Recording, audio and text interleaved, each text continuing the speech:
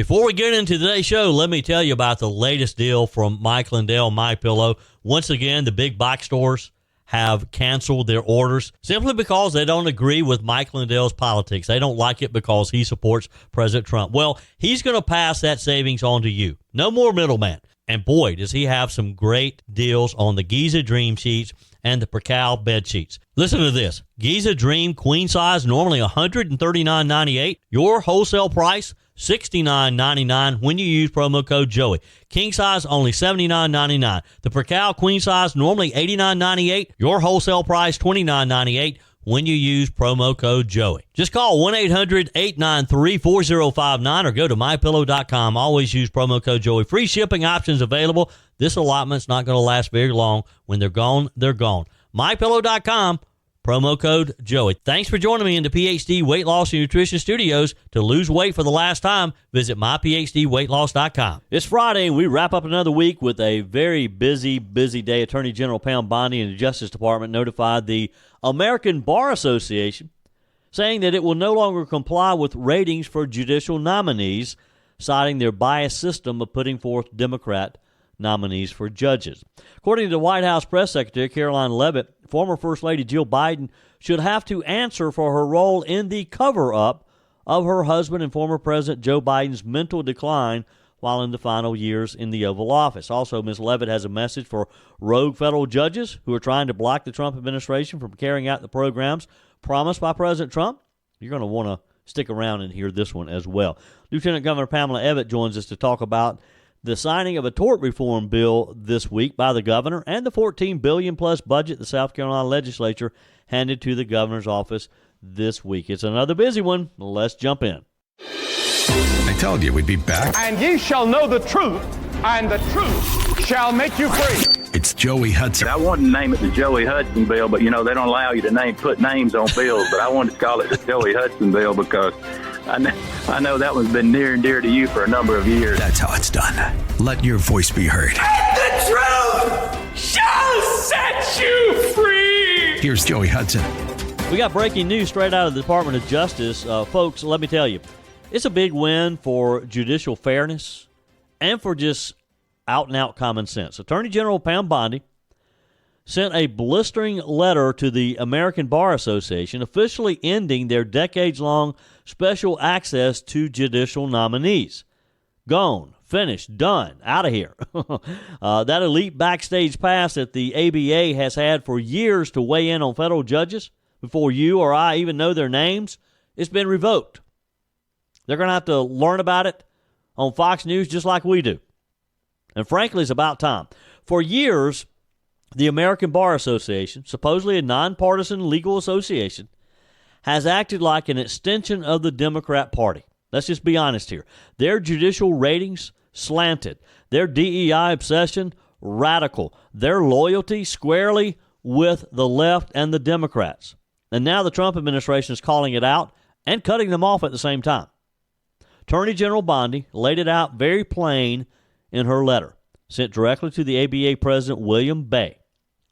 She said, the ABA has received special treatment and enjoyed special access to judicial nominees. We will not treat the ABA any differently from other activist organizations. Boom, that's it.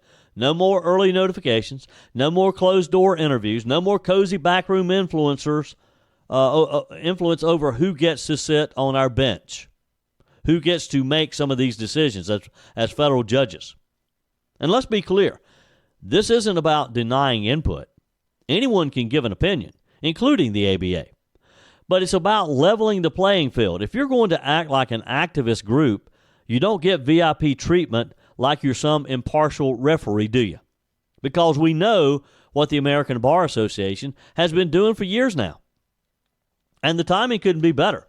The Trump team is moving full speed ahead to nominate more America First judges, constitutionalists who respect the rule of law, not activists in robes, not activists who want to change our country, want to bend it and mold it for some left DEI doctrine. And the last thing we need is the American Bar Association slow-walking nominees just because they don't check some woke box or support left-wing politics. Now, you may remember, Even under President George W. Bush, they cut off the ABA. And Trump did the same thing during his first term. But Biden brought them right back into the inner circle. Surprise, surprise, right? Biden embraced them again. Biden allowed them to exert their influence. And that's why we have some of the activist judges that Joe Biden was able to appoint in his 4 years. Well, under Trump's second administration, we're shutting that revolving door down again, and it's time. It's for the good. Senator Mike Lee, I love the guy. He called the ABA exactly what they are, a radical left-wing advocacy group, and he's right. These are the same people who've been shoving DEI dogma into every legal handbook. They've endorsed legal theories that make your head spin. And they openly tank conservative nominees with their ratings, calling rock-solid judges unqualified for, get this, not supporting abortion or gun control. Well, guess what? That charade is over. The DOJ is also shutting down that legal policy office that used to help the ABA access private bar records and internal documents. No more fishing expeditions, no more shadow reviews. And nominees, listen to this. They won't even be required to fill out an ABA questionnaire or sit for their interviews anymore, period. We don't need bias ratings. We need great judges. That's what we need. We need judges who respect the rule of law. We need judges who understand, who have actually read our Constitution and understands it. That's right, Mr. President. We want judges who interpret the law, not rewrite it. We want courts that protect liberty, not enforce ideology. This is a major step forward in restoring trust in our judiciary and stripping away the institutional bias that's been festering for way, way too long. And to Attorney General Pam Bondi, thank you. You're doing the job the Constitution demands, without apology, without flinching. Meanwhile, miss a day, miss a life when it comes to court rulings. Earlier this week, I think it was Wednesday actually, we told you about a 3-judge panel that had ruled that President Trump is overstepping his authority in raising tariffs on foreign trade. Yesterday afternoon, a federal appeals court overruled the activist decision from earlier in the week to allow President Donald Trump's tariffs to stay in place, at least for now. There'll be more to this. There's going to be more court action. But for now, it looks like the tariffs are going to stay in place. The U.S. Court of International Trade ruled unanimously that Donald Trump's tariffs on dozens of countries had to be lifted. But that ruling has been negated by a new court decision. Again, you miss a day, you miss a lot. It's like within 24 hours. Isn't it amazing how President Trump's policies aimed at benefiting America are constantly being attacked by these judges who didn't give a hoot when the Biden administration repeatedly and egregiously violated the Constitution and other laws? Suddenly they've gotten interested in the law again, or at least they claim. The Trump White House said in comments to Fox Business that the new ruling is definitely a win for Americans. The Federal Circuit Court's administrative stay on the Court of International Trade's ruling is a positive development for America's industries and workers, the White House spokesperson Kush Desai said. And he added, the Trump administration remains committed to addressing our country's national emergencies of drug trafficking and historic trade deficits with every legal authority conferred to the president in the Constitution of the United States. The decision states, the plaintiffs' appellees are directed to respond to the U.S. motion for a stay no later than June 5th, 2025. The United States may file a single consolidated reply in support no later than June the 9th. Hopefully another court will step in before June 9th to ensure that the tariffs can stay in place, because just yesterday, of course, Trump said all along that he was going to keep moving forward. The problem is, if you have some of these foreign countries who think that the tariffs are going to be struck down, they're not going to want to negotiate. But it didn't seem to slow Trump down, because he made it very clear yesterday there's 3 or 4 deals in the works, and they were going to continue the negotiations. Now, what should be happening right now is that Congress should be working to ensure lots of spending cuts while the tariffs bring in more money to help cover the remaining costs that have already created over $36 trillion in national debt. But unfortunately, much of the judiciary seems hell-bent on helping Democrats destroy our republic. So it's not over yet. Since Congress has delegated certain tariff powers to the executive branch, the court was being deceptive when it claimed that President Trump did not have legal power to impose the tariffs. You know, this is what gets me on these types of rulings. How a 3-judge panel can come to one conclusion and another group of judges can come to a completely opposite conclusion. How does that work? They're reading the same law. They're reading the same Constitution. I guess a weaponized judiciary doesn't care about legal reality, do they? It cares about political ideology and how they can hurt our country. But look, they picked the wrong guy to pick on because Donald Trump's not going to roll over. Donald Trump's going to keep fighting for you and for me. Are you ready for this? I dropped over 30 pounds on the PhD weight loss plan. No Ozempic, no shots, no meds. Look, I refuse to rely on prescriptions for life, and you probably feel the same. Joey Hudson here. Here's what Big Pharma won't tell you. Your body already makes GLP-1. That's the hormone that fights hunger. PhD helps your body produce it naturally, faster, and without side effects. With PhD, there's no muscle loss, no rebound weight gain, and no cravings. Just real, lasting weight loss the natural way. Right now, get a free body scan and personalized metabolic assessment. It takes 5 minutes and shows what's really happening inside your body. You'll walk out knowing how to flip your fat-burning switch. No shots needed. Don't trade your health for a quick fix. You can do this without Big Pharma and without the drugs. Plus 15% off when you fully commit to your program and the PhD Get Results Guarantee. Call now 864-644-1900. Start today. Call 864-644-1900 or visit myphdweightloss.com.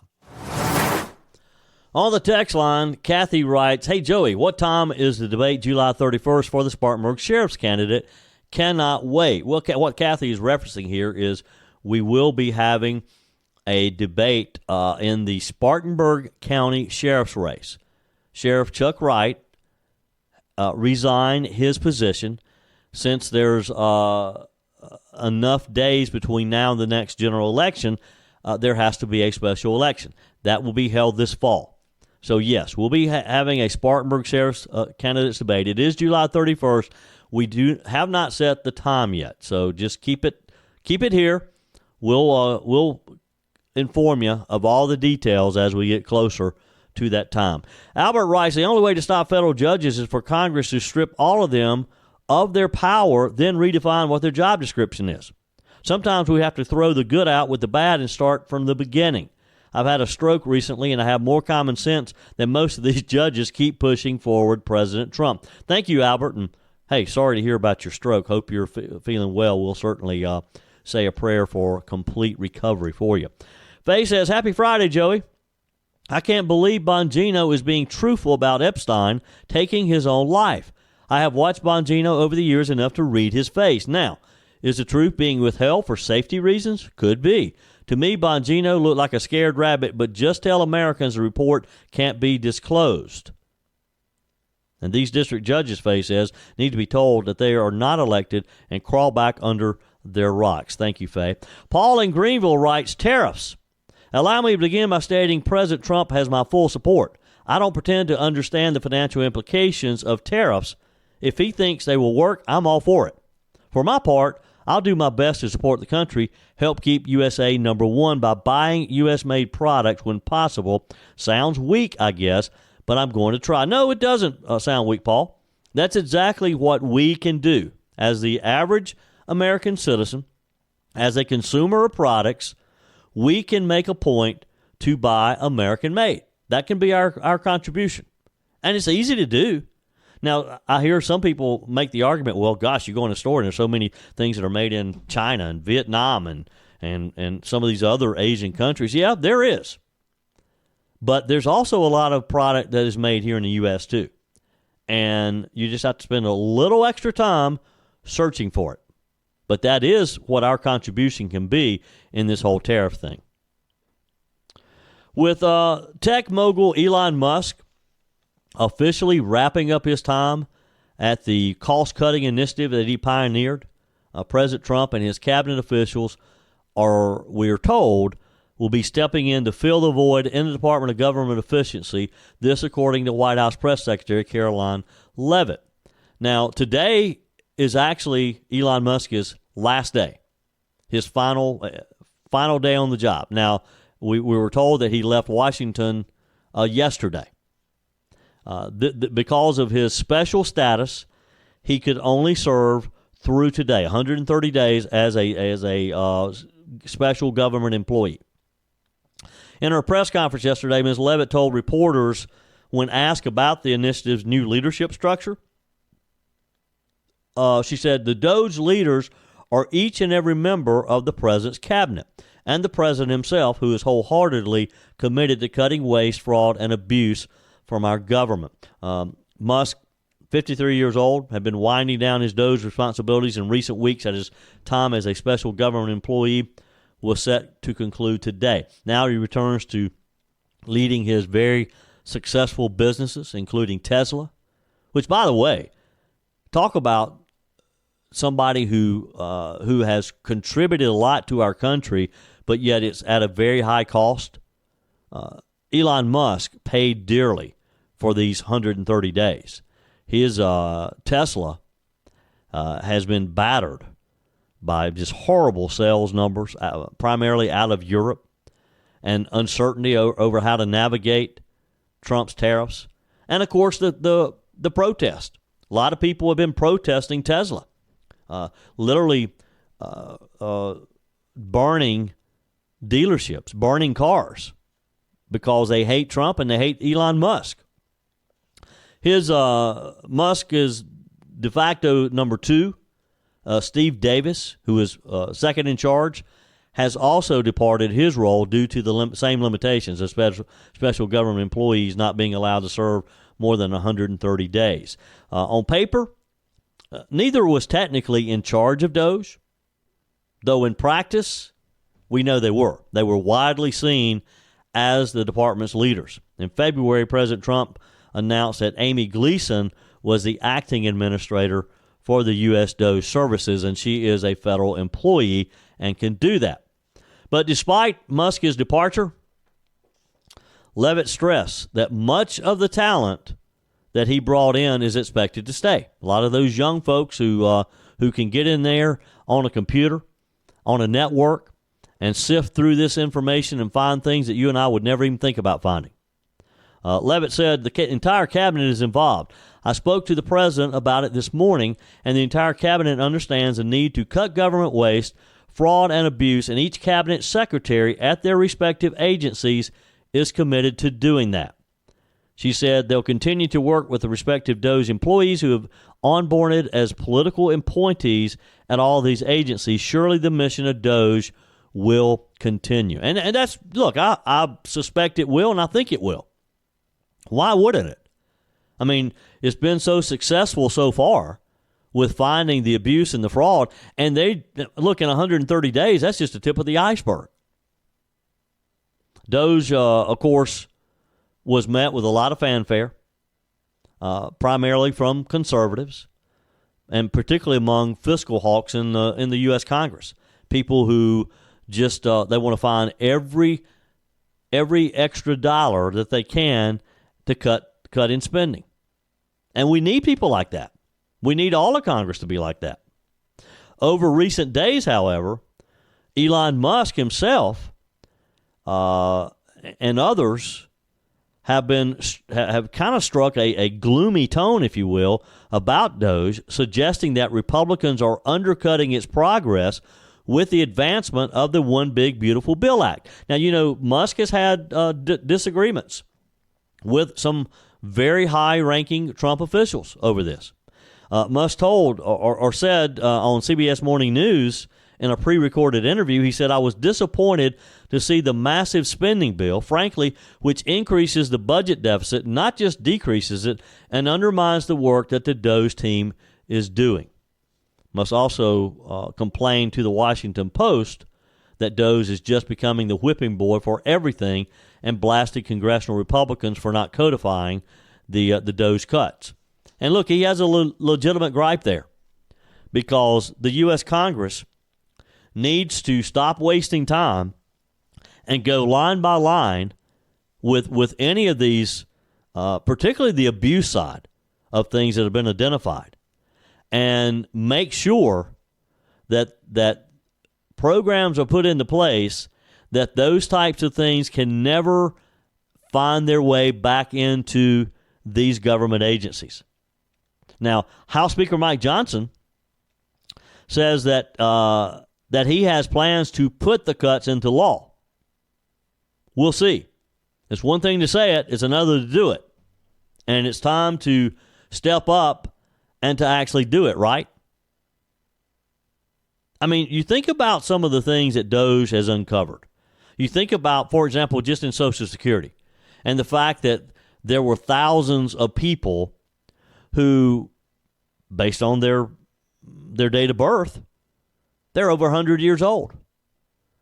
There are people on Medicaid and other government benefit programs who should have never been on there to begin with. They have there are instances of where husbands have died and the spouse has continued to collect their benefits indefinitely. How does that happen? But yet you have some of these Democrats running around crying and screaming, oh, people are being cut. Millions of people, their benefits are being cut. Well, they're only being cut when they don't deserve them to begin with. And this is all thanks to Elon Musk. This is all thanks to DOJ.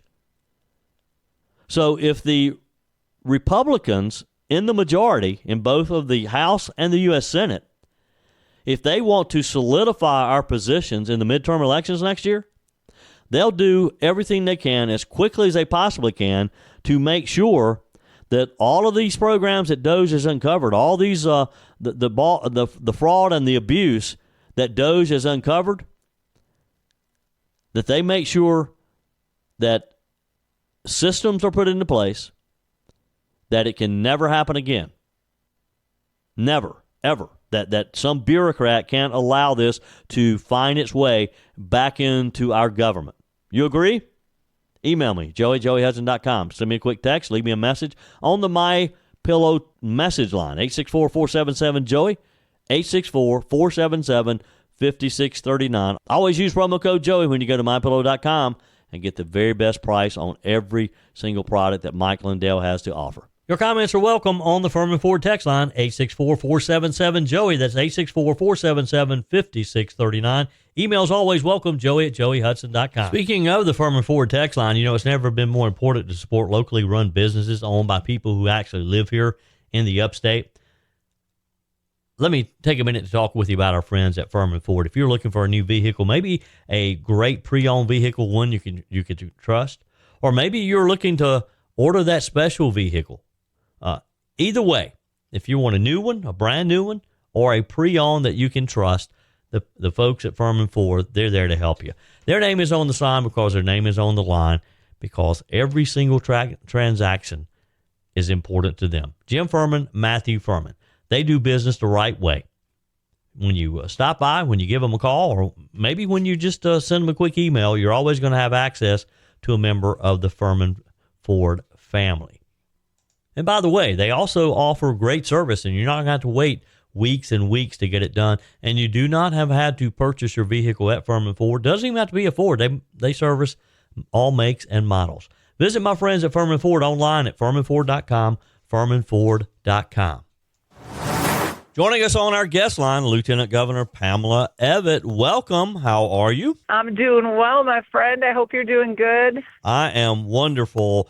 Big news, and it has nothing to do with the budget. It has nothing to do with the governor signing the liquor liability law. Jackson made it. He is a graduate. Yes, he is. He's a graduate. In a few short months, he'll be heading to Clemson, and David and I will be empty nesters. And so it was kind of a bittersweet day. When my older two graduated, I kind of felt like, oh, well, you know, we still got all these things to do with Jackson, and I blinked.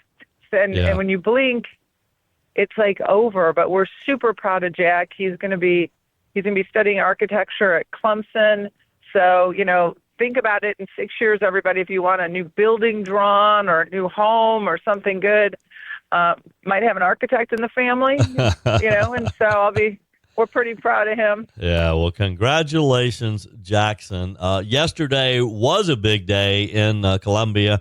Big day for bars, restaurants, other businesses who serve alcohol in South Carolina, as Governor McMaster held the ceremonial signing of a new law that we all hope will ease the skyrocketing price of liability insurance. Talk about the new law and how it will help businesses across the Palmetto State. So, the thing I was most proud of, Joey, is that yesterday you heard from House leadership, you heard from Senate leadership that this is just the first step. Like, it's not stopping here. And I say kudos to that.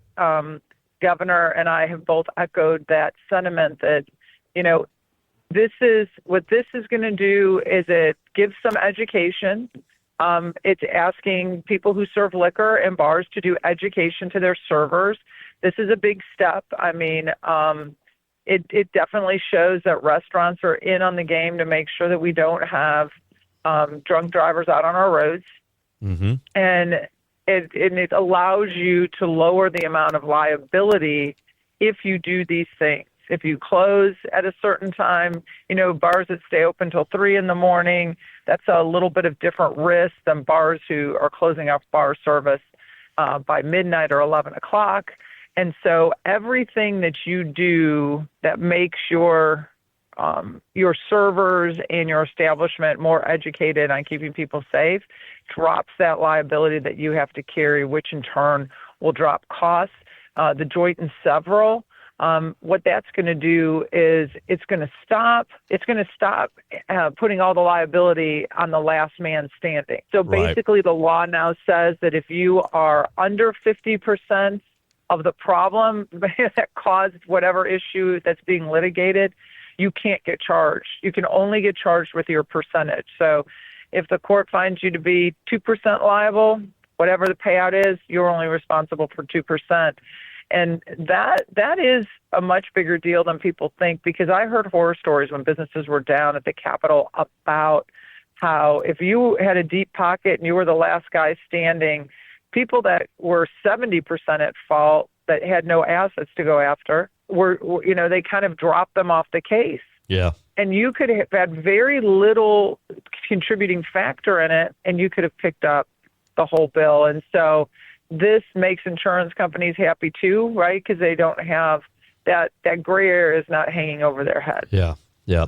Any idea of when business owners might start seeing some relief? So, everybody signs their policies, Joey, better than anybody, for a year. I think, hopefully we're going to start seeing a little relief as all these programs spin up. And I think it was important to know that there was that the industry that we're talking about, in part, the restaurant, the hospitality industry was very involved in some of these steps.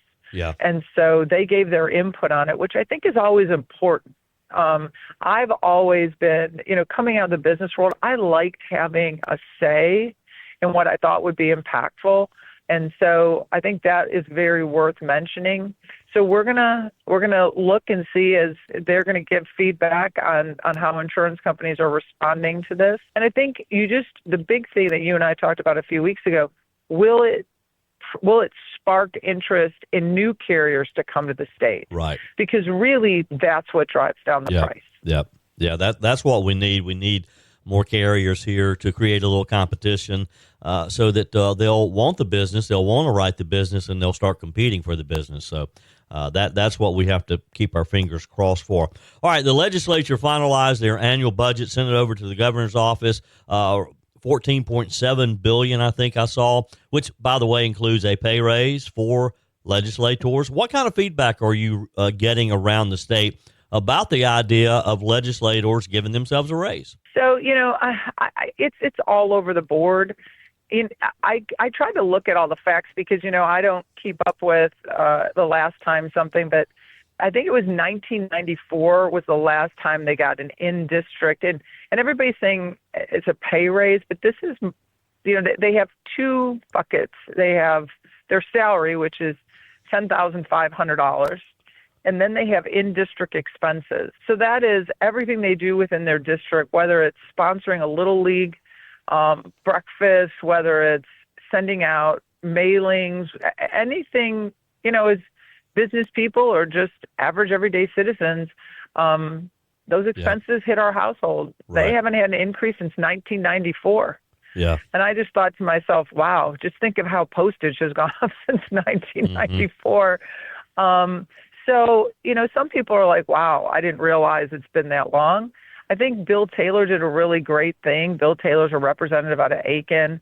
I was with him the other day, and he presented a bill that's going to be dropped, obviously, next session, that basically creates a committee that will look at that. Like anytime the General Assembly, because it is kind of hard to, it's like voting for yourself in a beauty contest, right, Yep, Joey? exactly, yep. It never looks good or feels good to them, to the public.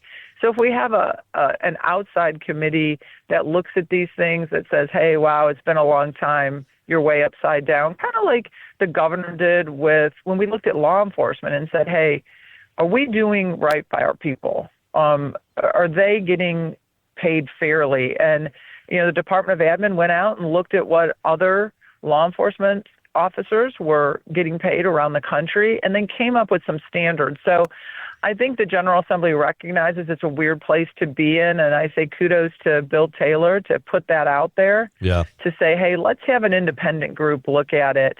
I like what the governor said. I stick behind his comments.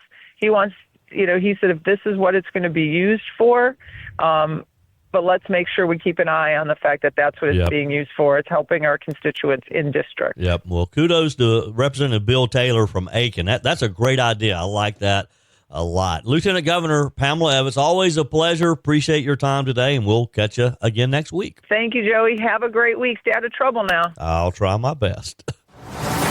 We wrap up another show and another week, actually.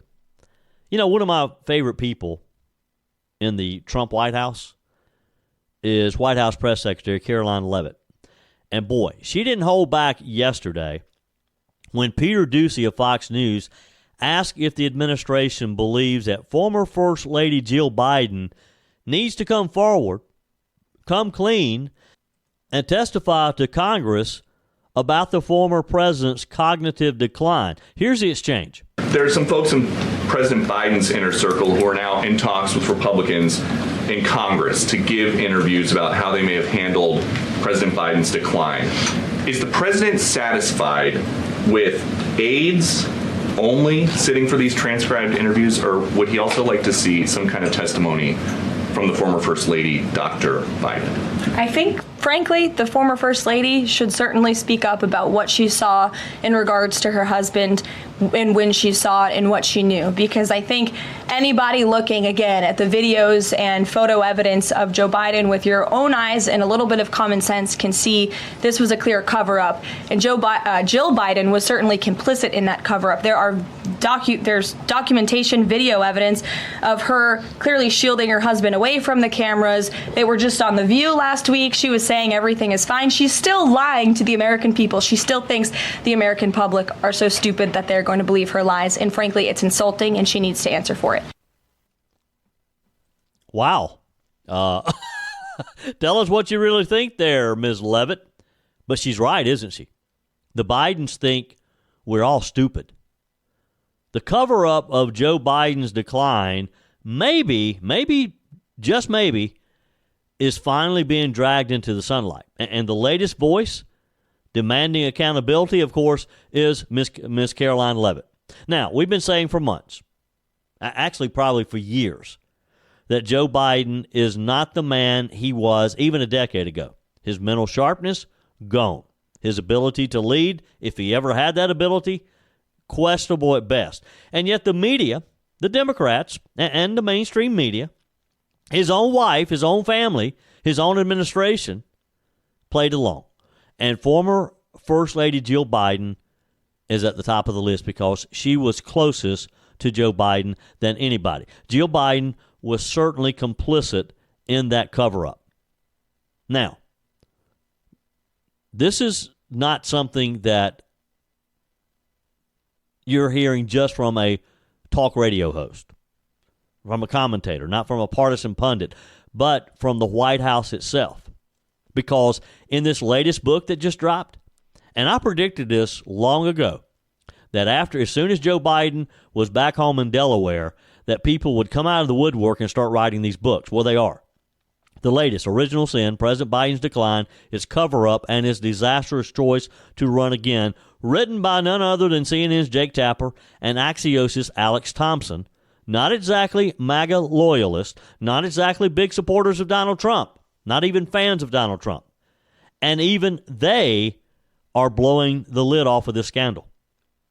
They describe scenes where Joe Biden could not even finish a basic Q&A for a campaign video in a high school gym.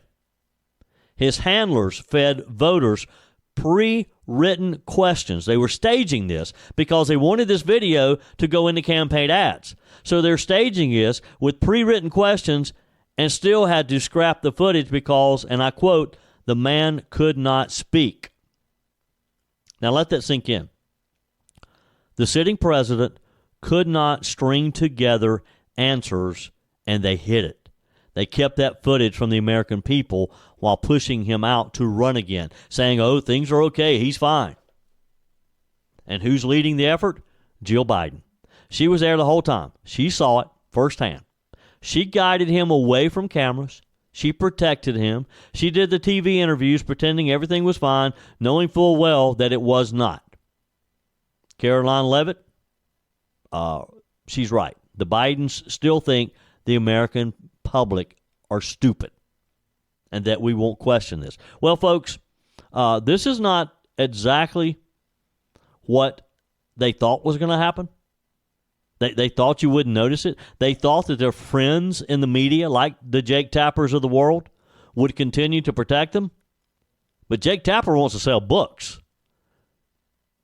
Alex Thompson from Axios wants to sell books. They all want to sell books. They don't care about Joe Biden anymore because Joe Biden can't do anything for them anymore.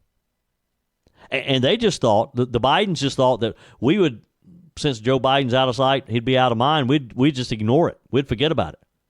We'd forget about all the times that he slurred his words, all those blank stares, the confusion, the teleprompter dependency, the times that he didn't know how to get off a stage, that he was shaking some imaginary person's hand. And this isn't about politics. It's about honesty. It's about transparency. And it's about the safety of our country and the position that Joe Biden, along with Jill Biden, put our country in. Because let me ask you this. If our enemies knew that Biden was in decline, who was really running the country? Think about what they could have done. Because it certainly wasn't, Kamala wasn't capable. Was it his unelected advisors who had the auto pen? Was it the DNC elite? Look, thank goodness we made it through that period of time, but it's scary to think about what could have been. And yet the Biden campaign pushed forward. They hid the truth. They called you a conspiracy theorist for even asking questions. Well, now the truth is out, and Jill Biden owes this country some answers. And Ms. Leavitt's right. She said Jill needs to speak up. What did she know? When did she know it? Why did she lie? Just that simple. And by the way, speaking too of Karoline Leavitt, she was on a roll yesterday. She also was asked about the rogue federal judges who continue to obstruct the Trump agenda. She had a message for the federal judiciary. Here's Karoline Leavitt again. Account for more than half of the injunctions issued in this country since 1963. And President Trump had more injunctions in one today because nationwide injunctions ordered against the first Trump administration, Trump 1.0, account for more than half of the injunctions issued in this country since 1963. And President Trump had more injunctions in one full month of office in February than Joe Biden had in 3 years. And let me roll through some of these radical injunctions to paint the picture for the American people at home. These are not just talking points. These are real judges in the court of law who are trying to block the president's power and the policies that he was elected to enact. For example, a court ordered the Trump administration to return already deported terrorist aliens back to the United States. A court has ruled the Trump administration can't even temporarily pause our refugee programs. Courts prohibited the Trump administration from eliminating federal funding for child transgender surgery and mutilation, a practice that the American people overwhelmingly reject. A court also held that the Trump administration could not ban people experiencing gender dysphoria or mental health issues from serving in the military. Ridiculous. Courts prohibited the removal of transgender women from women's prisons despite potential physical harm to real women in those prisons, biological women. A Northern District of California judge issued an absurd ruling that the president cannot fire people within the executive branch without Congress passing a bill, even though Congress has expressly authorized the president through the Office of Personnel Management to authorize reductions in force across agencies. A court also ordered the Trump administration to rehire thousands of already fired employees in several cases. A federal judge blocked the Trump administration from defunding the Department of Education, another signature campaign promise that this president has the power to implement. Courts ordered the Trump administration could not eliminate funding for illegal DEI programs, hence the word illegal. These are illegal programs to begin with, and now the courts are trying to say this president can't roll them back. And a district court judge prohibited the president from issuing any categorical funding freezes. And then another court ordered on top of that the administration makes $2 billion of payments in 36 hours. These are just a few of the ridiculous orders that we have seen from lower district court judges every day, and we hope that the Supreme Court will weigh in and rein them in. Was she right or what? Boy, she was on a roll yesterday, was she not? Karoline Leavitt, again, she's becoming one of my most favorite people in the Trump White House. That's it for today's edition of Just the Truth. Thanks for joining me in the PhD Weight Loss Studios. To lose weight for the last time, visit myphdweightloss.com. If you haven't joined my mailing list yet, visit my website, joeyhudson.com. Click on the Connect with Joey button so that you can receive our emails and the most up-to-date news. Also, join me on my YouTube channel. Be sure and like, comment, and subscribe. Just search for Joey Hudson. As always, thanks for spending a few minutes of your day with me. Do me a favor and forward this episode to a few friends. Just click on the share button and send to your contacts. We need to build an army of conservatives to win our country back, and we can do that by continuing to share the truth with our friends and family. Keep those comments coming via the Furman Ford text line 864-477-JOEY. Email to joey@joeyhudson.com, and I love your messages on the MyPillow message line. Again, that's 864-477-JOEY, 864-477-5639. Be sure and take advantage of the MyPillow special, just $14.88 on the standard MyPillows when you use promo code Joey. Order online at mypillow.com or call 800-893-4053. We're back again tomorrow and hope you'll plan to join us. Until then, remember, God's got this. He's still in control.